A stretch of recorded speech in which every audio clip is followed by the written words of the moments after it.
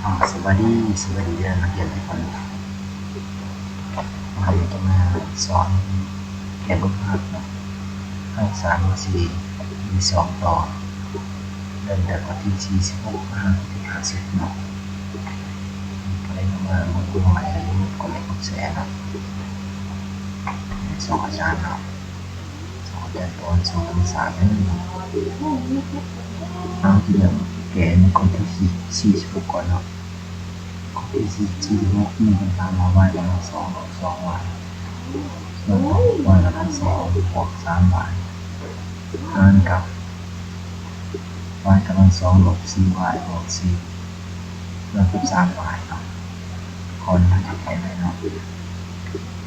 ทีนี้เป็น y กำลัง2ลบ 2y ส่วนกับพวก y กำลัง2บวก 3y เปลี่ยนเป็นคูณมันจะเอา3y ขึ้นเทิงส่วนกับ y กำลัง2ลบ 4y บวกกับ4เอาลงมาลงนับหลังจากนั้นเดี๋ยวต่อเมื่อเราสมมติทำเป็นลบ2เดี๋ยวเป็น y ลบกับ2y ลบ2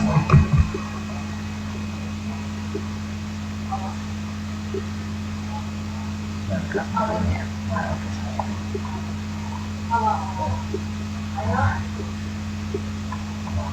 3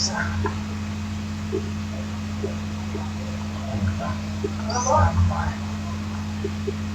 ส่วนกับเดี๋ยวผสมกับเป็นคูณเนาะเอาตรงนี้ได้ y ลบ2y ลบ2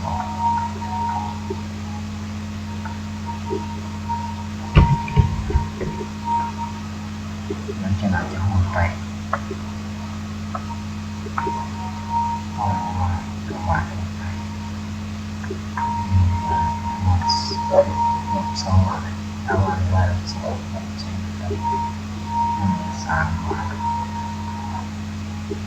ส่วนกับ y บวก3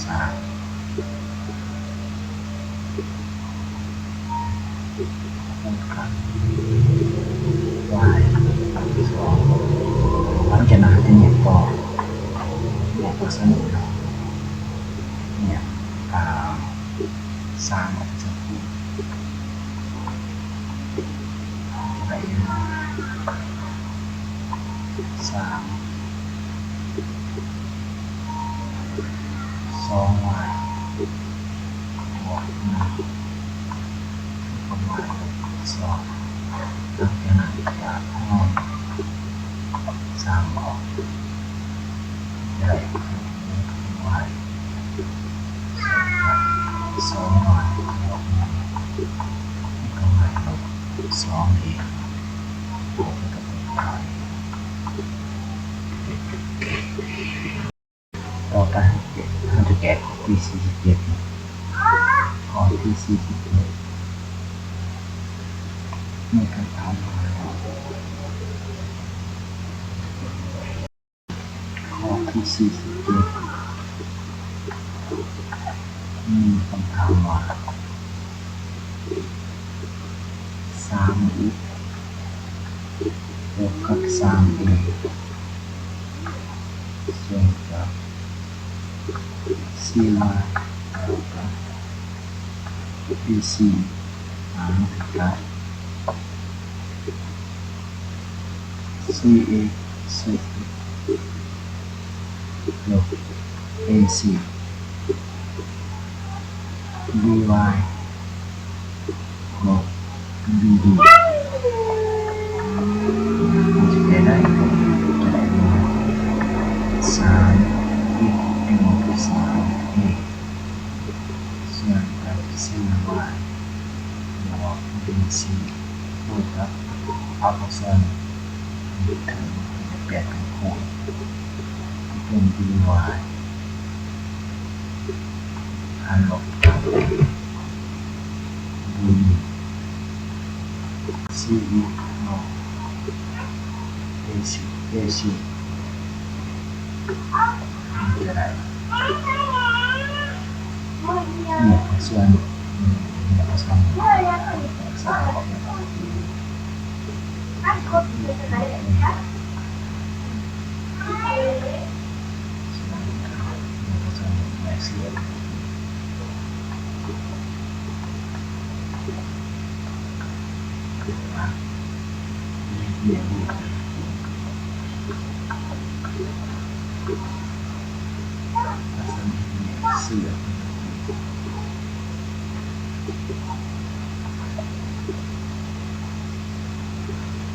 หลังจากนั้นเขาจะเห็นตัววัดกัน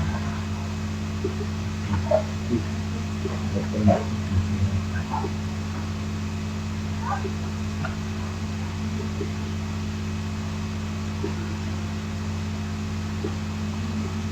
ครับ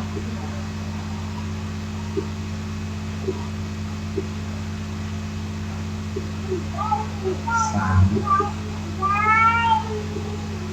D Y E ส่วนกับC คือ C หรือ C กำลังสอง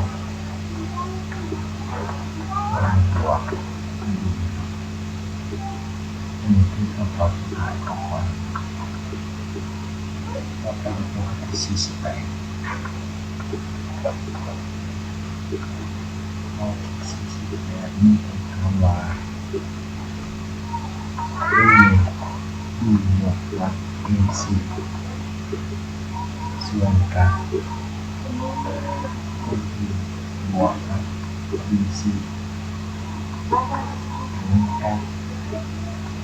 UD ลบ CD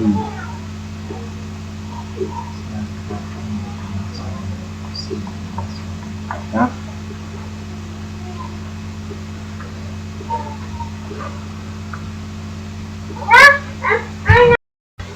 ต่อไปเราจะแก้ข้อที่48ตัวนี้เราสามารถแก้ได้ NA ลบ NC ส่วนกับ AB บวก BC และคูณกับเอาเปอร์เซ็นต์ไปทำลบA กำลังสองลบ C กำลังสองเป็นเรื่องแบบเดิมแต่เขาเปลี่ยนเป็นในกลุ่มAB ลบ C เรามาแก้ได้ส่วนนี้ครับเราควรใส่ต่อ C ก่อนนะเพราะฉะนั้นดูเนี่ยดูมาเองเอาเองถูกกฎหมายอะไรก็จะพูดเองคุณดูเองซีนะแต่เพราะฉะนั้นก็คือเอาดูอย่างจะพูดจะได้เอง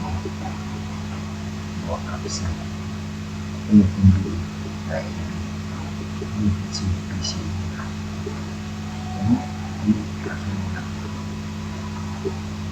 ซึ่งเราจะใช้สิ่งที่การสอนวิธีการสอน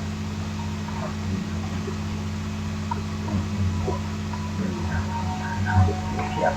นั้นนะได้คือลบซีลบคือบวกซีดูเนี่ยบวกกับสิ่งซึ่งหลังจากนั้นเราเห็นว่ามันสามารถทำได้เราดูสิ่งที่เราสิ่งไปสิ่งไปแบบสิ่งที่เราแบบนี้สิ่งเช่นกันดี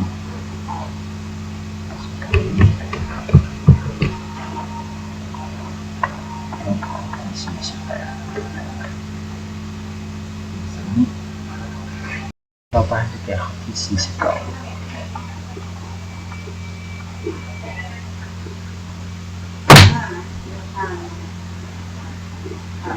ข้อที่49 มีคำถามว่าข้อที่49มีคำถามว่า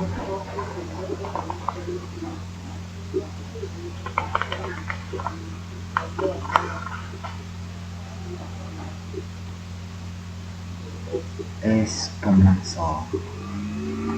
หารกับอันนี้อันนั้น b เด้อ b คูณกับ s หารสองทั้งหมดกำลังสองเท่ากันนะเป็นหาทางมาแก่สองมาแก่ไม่ได้เข้าไปเปลี่ยนกันs กำลังสองหารกับ b ถ้าจะเอากำลังสองมาใส่กัน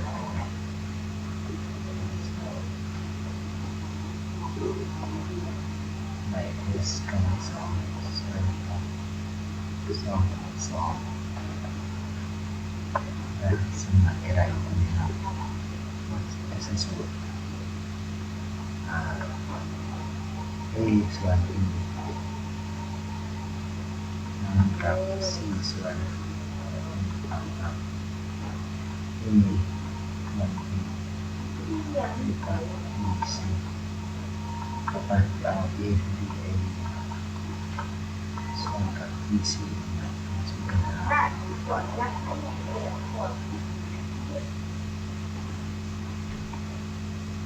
เป็น s กำลังสอง2กำลังสอง b s กำลังสองกับเป็นตัวไปแล้ว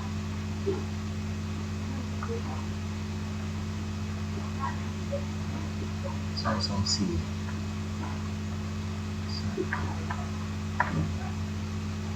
ลบความยาวจนนะครับ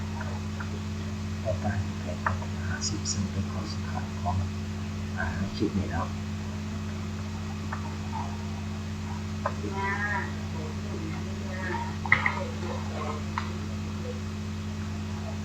เอกกำลังสอง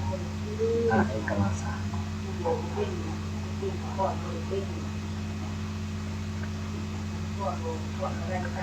4ส่วน3 b s ส่วน2กำลัง3ครับn กำลัง3หารกับต้นเราจะคูณปีใส่4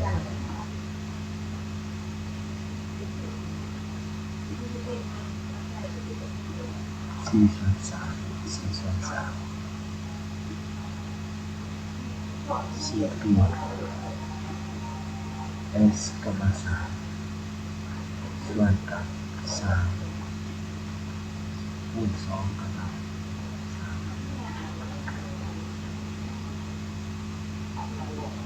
3สามารถแก้ได้ก็คือ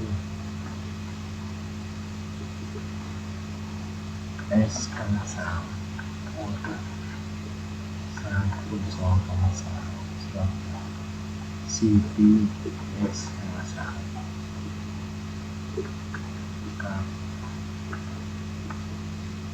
กำลัง3ลงไปกำลัง3ลงไปอันนี้เนาะ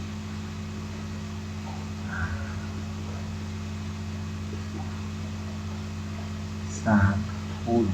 2กำลัง2คูณ2เป็น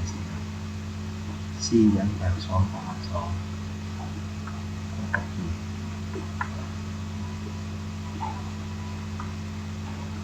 2ก็จะทำไม่ไป2คูณ3ออก6ส่วนกับ4ลบลงก่อนออก6ส่วน4ถือว่าจบไปแล้วเนาะสำหรับคลิปนี้ก็ฝาก2ในนี้นะ